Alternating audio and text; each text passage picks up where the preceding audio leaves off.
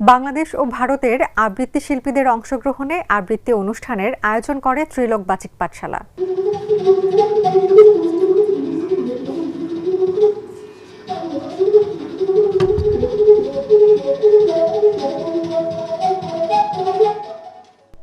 মে সোমবার সন্ধ্যায় বিশ্ব সাহিত্য কেন্দ্রের প্রধান মিলনায়তনে বাংলাদেশ ও ভারতের আবৃত্তি শিল্পীদের অংশগ্রহণে যেখানে সীমানা নেই শিরোনামে এক আবৃত্তি অনুষ্ঠানের আয়োজন করা হয়।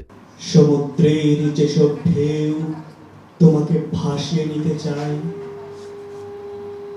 তোমার এই নিমজ্জনের আকাঙ্ক্ষা, থই থই পানির মধ্যে তোমাকে পড়ল মনে মাহফুজা, একাত্তরের কালো রাত্রে এখনো আমার বুকের উপর ধরে আছে ছুরি। ত্রিলোক বাচিক পাঠশালার আয়োজনে অনুষ্ঠানে প্রধান আলোচক ছিলেন বাংলা একাডেমির পরিচালক ডক্টর শাহাদাত হোসেন নিপু। বিশেষ অতিথি ছিলেন কবি মুজিদ মাহমুদ। মোহাম্মদ জাকির মোল্লার সভাপতিত্বে অনুষ্ঠান উদ্বোধন করেন বাংলাদেশ আবৃত্তি শিল্পী সংসদের যুগ্ম আহ্বায়ক দেওয়ান সাইদুল হাসান।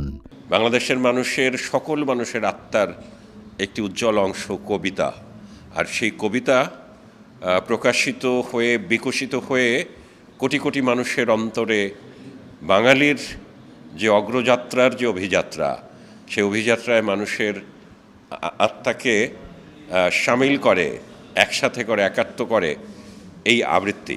শিল্পীদের কোনো সীমানা হয় না, শিল্পীদের কোনো দেশ হয় না, ভাষার যেরকম কোনো দেশ হয় না।